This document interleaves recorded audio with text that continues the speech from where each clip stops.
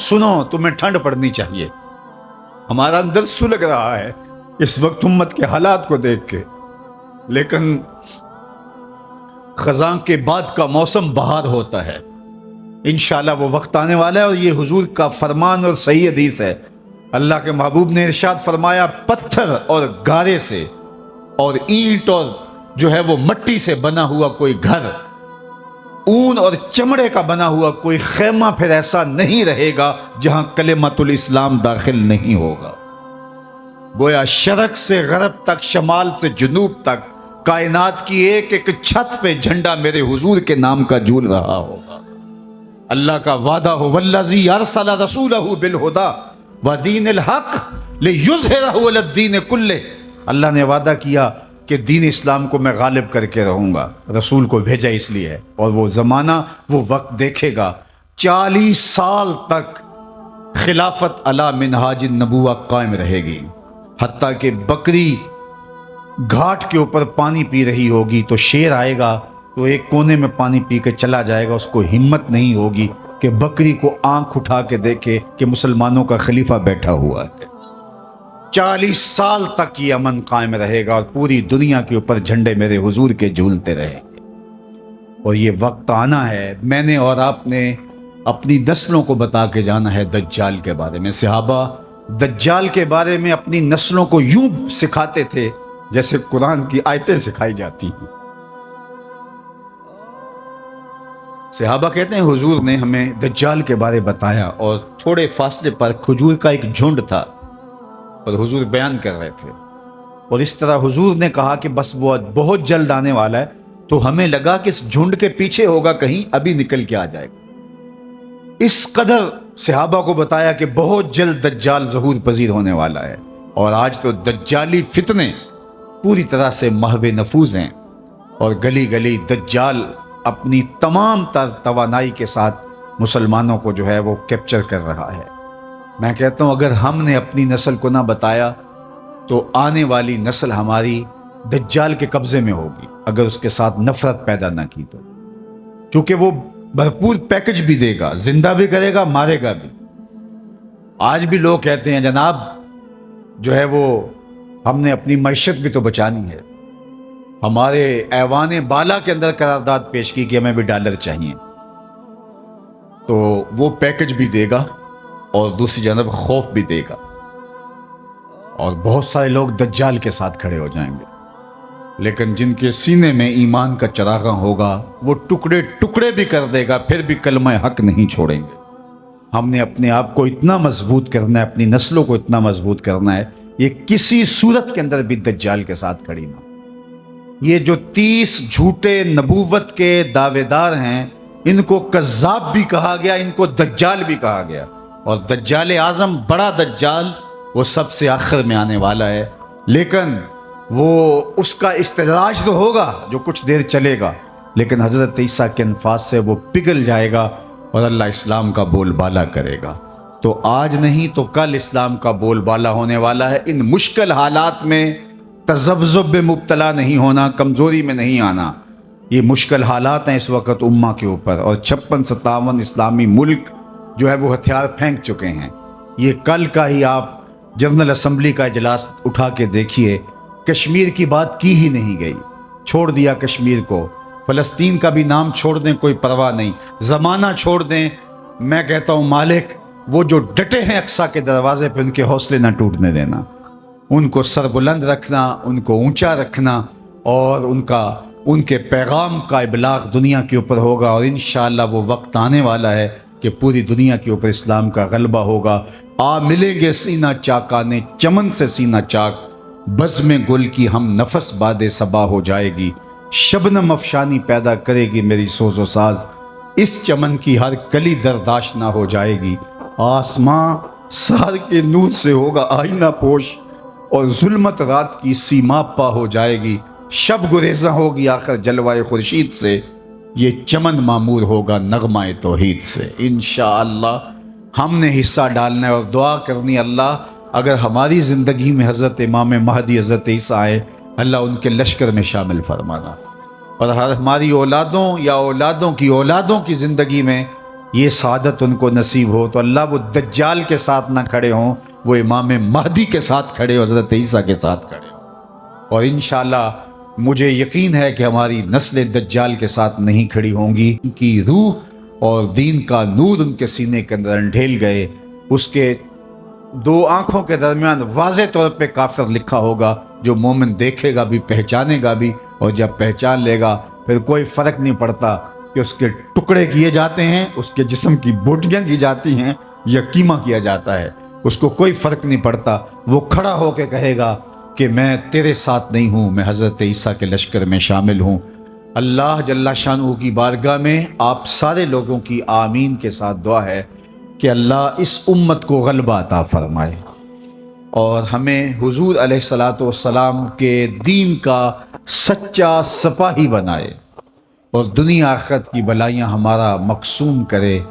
اقبال کے سارے فلسفے کا رس نچوڑیں تو جو جوس نکلتا ہے، رس نکلتا ہے، وہ یہ ہے کہ محمد سے وفا تو نے تو ہم تیرے ہیں، یہ جہاں چیز ہے کیا لوح و قلم تیرے ہیں۔ اقبال کہتا ہے حضور سے وفا کر لو، پھر قلم بھی تمہارے ہاتھ میں دے دیں گے، تختی بھی تمہیں ہی دے دیں گے، لوح بھی تمہیں پکڑا دیں گے، پھر تمہاری تقدیر کے فیصلے واشنگٹن میں نہیں ہوں گے بلکہ خدا بندے سے خود پوچھے گا بتا تیری رضا کیا ہے۔ انور نکالتے ہیں اور پہرے پر مامور اس صحابی کو ارشاد فرماتے ہیں کہ تم چلے جاؤ، میری حفاظت میرے رب نے اپنے ذمہ کرم پہ لے لی۔ سوال یہ ہے کہ جتنے بھی پیغمبر، نبی، رسول،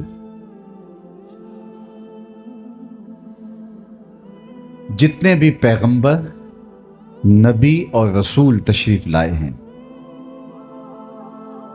اللہ جل شانہ کے سچے اور فرستادہ رسول اور پیغمبر تھے۔ انہیں شہید کیا گیا لیکن اللہ نے ان کی حفاظت نہیں فرمائی۔ حضور بھی اللہ کے نبی ہیں لیکن اللہ نے اپنے محبوب کی حفاظت اپنے ذمہ کرم پہ لی اور کہا کہ محبوب تیری حفاظت ہمارے ذمہ رہی۔ تو یہ ایک دوسرا سوال ہے۔ قرآن بھی اللہ کی کتاب اور باقی کتابیں بھی جو اس سے پہلے نازل ہوئیں وہ بھی اللہ کی کتاب۔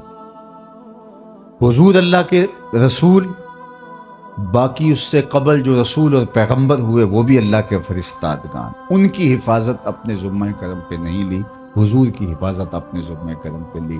اس کا جواب ہی ختم نبوت کی دلیل ہے، اور وہ یہ کہ اگر کسی کتاب میں تحریف راہ پا جاتی ہے تو کوئی بات نہیں، نئی کتاب اترنے والی ہے اور لوگوں کے لیے ہدایت کا سرچشمہ سوکھنے والا نہیں، نئی کتاب آنے والی ہے۔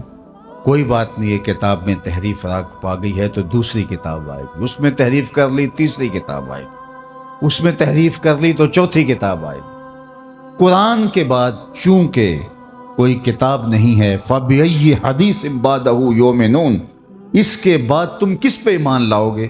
اگر اس میں بھی تحریف کی راہ پائی جاتی ہے تو پھر قیامت تک آنے والے انسانوں کے لیے ہدایت کا کوئی سرچشمہ نہیں ہوگا۔ تو قرآن کی حفاظت کا ذمہ اپنے ذمہ کرم پہ لینا اس بات کی دلیل ہے کہ قرآن کے بعد کوئی کتاب اترنے والی نہیں ہے۔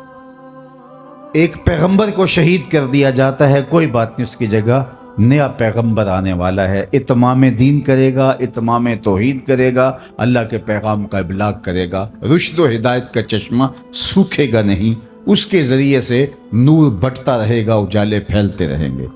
دوسرے نبی کو شہید کر دیا جاتا ہے، تیسرے نبی کو، لیکن حضور علیہ السلام کی حفاظت اللہ نے اپنے ذمہ کرم پہ لی کہ محبوب آپ نے اتمام دین کرنا ہے، اگر آپ کو نقصان پہنچ جاتا ہے تو پھر اتمام دین کون کرے گا؟ حضور علیہ السلام کی حفاظت کا اللہ کے ذمہ کرم پہ ہونا اس بات کی دلیل ہے کہ حضور کے بعد کوئی پیغمبر آنے والا نہیں۔ پس خدا بر ما شریعت ختم کر، بر رسول ما رسالت ختم کر۔ لیکن جعلی لوگ، دو نمبر لوگ اپنے آپ کو نبوت اور رسالت کے دعوے کے ساتھ سامنے لاتے رہیں گے، اور وہ اللہ کے محبوب نے پہلے ارشاد فرما دیا کہ میرے بعد 30 کے قریب دجال آئیں گے جو یہ دعویٰ کریں گے، یہ گمان کریں گے کہ ہم نبی ہیں، ہم رسول ہیں، لیکن فرمایا کہ میرے بعد کوئی رسول نہیں ہے، میں آخری نبی ہوں۔ تو مختلف ادوار کے اندر لوگ آتے رہے اور جنہوں نے ادعائے نبوت کیا۔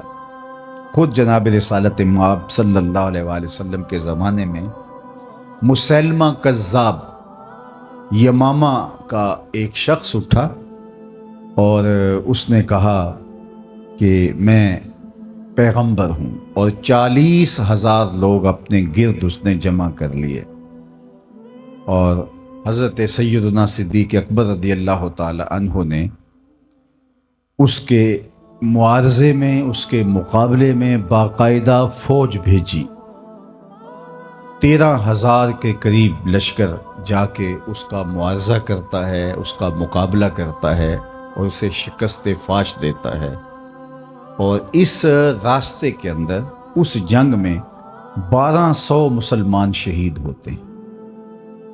اگر آپ کی توجہ میری جانب مبذول ہو اور غور اور تدبر کے ساتھ سننے کا مزاج اگر آپ رکھتے ہیں تو بہت غور و فکر کے ساتھ سننے کی باتیں ہیں کہ 27 جنگیں حضور نے لڑی ہیں اپنی زندگی میں، حیات طیبہ میں۔ 10 سالہ زندگی جو مدنی ہے اس میں 27 جنگیں ہوئی ہیں۔